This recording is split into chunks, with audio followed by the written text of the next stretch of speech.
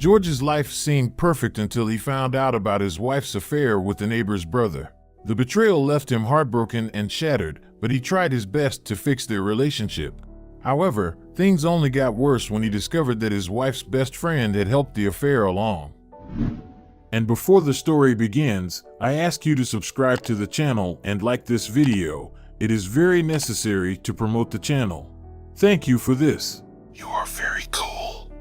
Let's go to the story right now. Hi there, my name is George. I want to share my story with you. I was married to my wife for 15 years, and we have 3 wonderful boys. Our family was everything to me, and I loved spending time with my wife and kids. However, last Christmas, my world came crashing down when I found out that my wife was having an affair with the neighbor's brother. It was one of the most painful things that had ever happened to me. I was devastated and heartbroken. My immediate reaction was to try and work things out with my wife, as I didn't want to lose my family. But it was not that simple. We started going to counseling, hoping to salvage our relationship, but unfortunately, it was too late. My wife had already made up her mind and had left. The counseling turned out to be a waste of time, but at least I gained some valuable insights into our relationship and what had gone wrong. To add insult to injury, I also found out that one of my neighbors, who happened to be my wife's best friend, knew about the affair and had even helped it along. This betrayal cut deep, and it made it even harder to come to terms with what had happened. I am still struggling to come to terms with my new reality, but I am doing my best to be there for my kids and give them the love and support they need during this difficult time. It's not easy, but I am determined to be the best father I can be and make the most of the time I have with them, even if it means giving up half the holidays. During the whole ordeal, I had a chance to reflect on my life and what was important to me. I realized that my family and my role as a father were my top priorities, and I wanted to be the best father I could be for my boys. It was a difficult time, but I tried to stay positive and focus on the things that mattered most. As much as I wanted to save my marriage, it was clear that my wife had already moved on. She was in love with a man who was 10 years older than her, and there was little I could do to change that. I did everything I could to save our relationship, but it wasn't enough. The divorce process was a nightmare. It was like going through a never-ending maze of paperwork and legal battles. The lawyers treated me like just another case and didn't seem to care about the emotional toll it was taking on me and my family. I learned the hard way that it's important to know the law and not fight losing battles. In the state of Maryland, adultery is grounds for divorce, but it doesn't really matter who did it. The court simply divides the assets 50-50, regardless of who was at fault. Unfortunately, since I was the breadwinner in the family, I ended up getting the short end of the stick.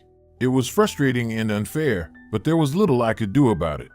To make matters worse, my ex-wife cheated on me, and yet she was the one who ended up receiving alimony. It didn't seem fair that she was able to get by without having to work a full 40 hours a week. And to add insult to injury, she also received child support for our kids, even though they had expressed a desire to live with me exclusively. Unfortunately, Maryland law doesn't allow for this until they reach the age of 16, and so I was forced to continue paying child support despite the situation. I quickly realized that the law was not on my side, and it didn't care about what was fair or right. It simply followed the guidelines set out in the legal system. I knew that I would have to give my ex-wife half of our assets, even though I felt that she didn't deserve it. My ex-wife moved out of our house last March, but she still had access to it, technically. One day, she went into my closet and stole $10,000. This was money that we had recently refinanced our house for, and I had given her $10,000 as her share. I had intended to keep the rest in the house temporarily, as I was in the process of moving it from a safety deposit box. It was a foolish mistake, and my ex-wife took advantage of the situation and stole the money while I was out of town. In hindsight, I realized that it was a mistake to keep that amount of cash in the house. I should have taken better precautions to keep it safe. But at the time, I never expected that my ex-wife would betray me in such a way. It was a painful lesson to learn, but it taught me to be more careful and vigilant in the future. During the divorce proceedings, I never wanted it to happen in the first place, but now I'm glad it's finally over. My ex-wife did everything she could to make it as difficult as possible for me. She even got my neighbor to call the Department of Social Services on me, falsely accusing me of mistreating our children in an attempt to have them taken away from me. This neighbor was the sister of the man she had an affair with. To make matters worse, my ex-wife stole money from me and took everything of value out of the house while I was traveling for work. My kids even found notes about her affair with the neighbor's brother, which was devastating for them to see. On top of that, her friend intentionally ran into me with her car, which was a frightening experience. Now, to top it all off, my ex-wife is now involved with my other neighbor after being cut loose by the previous man she had an affair with. It's unbelievable, but true. On Christmas morning, she dropped off the kids and went straight into his house to spend a couple of days there. It's all so sordid and painful to witness. As a result of all this drama, I have decided to sell my house and get out of this trash neighborhood. It's not a poor neighborhood, mind you, my house is 6,000 square feet, but it lacks values in so many ways. I can't wait to move on and start fresh somewhere else. What I have learned through the whole process is, you can wish the world was better, but you cannot change people. They are who they are, and no matter what you do, if they are to change, it's up to them. All you can do is focus on making yourself a better person. The law is not rigged, but it is not helpful. The judge has no idea who is lying, so be calm. If you are going to get screwed, then it's not the law's fault, so there is no use in crying about it. Just accept it and move on, or waste tons of time and energy fighting a losing battle. In a divorce, you will lose. There are no winners. You will lose something. For me, I lost half my savings and half my time with my kids. I am the one who takes them to all the practices and games and pays for all their school stuff and sports, but that really doesn't matter. The law doesn't care. Come to terms with it and minimize the pain. Even in the darkest times, God has been good to me.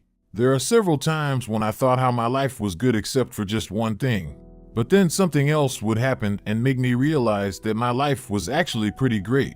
I have a supportive family and friends who have been there for me throughout the divorce. They helped me with the kids and provided me with a safe place to vent my frustrations. I also discovered the importance of self-care during this time. I started going to the gym and eating healthier, which helped me cope with the stress and anxiety. Divorce can bring out the worst in people, but it can also bring out the best. I was amazed by the kindness of strangers during this difficult time. My coworkers pitched in to help me with work when I had to take time off for court hearings, and my church community provided me with meals and offered to babysit my kids. These acts of kindness helped me see the good in people and reminded me that there is hope in the world. The most important thing during a divorce is to prioritize the well-being of your children. Even though my ex-wife and I had our differences, we made sure to keep our children out of it. We never spoke poorly of each other in front of them and always put their needs first. It was important for us to maintain a civil relationship for the sake of our children's emotional and mental health. When a spouse cheats, they have no respect for you. They don't care about what they are doing to you or the family. It is selfish, but it is their choice. You can't do anything to change them. That has to be done on their part. As for me, the divorce was extremely painful. I tried to make it work, but I was blindsided by it way too far into it to ever have had a chance. I am not perfect, and things leading up to the divorce, well, I did have my share of faults and blame, but it could have been worked out if both people wanted to. It takes two to get married, but one to get a divorce. I have met a beautiful woman. I am going to counseling because honestly, having two of your neighbors doing your wife and now ex-wife, well, that just isn't right to me. Be strong. Invest in yourself with the Bible, self-help books, the gym, etc. Get straight with God, yourself, and your family, and things will work out for you. They may not be what you wanted, but if I got what I originally wanted, I'd probably be more miserable right now. I have traded up in the world. My girlfriend is beautiful, and I have a much stronger relationship with my kids now. The time we spend together is valuable, so we always try to make the most of it. God bless and be strong. In conclusion, George's story is one of heartbreak, betrayal, and perseverance. Despite the pain of his divorce and the injustices he faced, George remained committed to being the best father he could be for his children. He learned valuable lessons about the legal system and the importance of taking precautions to protect his assets. For anyone going through a divorce, it's important to seek legal counsel and understand your rights and responsibilities. It's also important to take steps to protect your assets and avoid making rash decisions that could have long-term consequences. As for George, he has learned to focus on the things that matter most to him, his children and his own well-being. He is moving forward with his life, taking one day at a time, and striving to create a positive future for himself and his family. Despite the hardships he faced, George's story is a testament to the power of resilience and the human spirit. Friends, thank you for listening to this story. If you have your thoughts about this story, I would like to hear them. Leave comments under the video.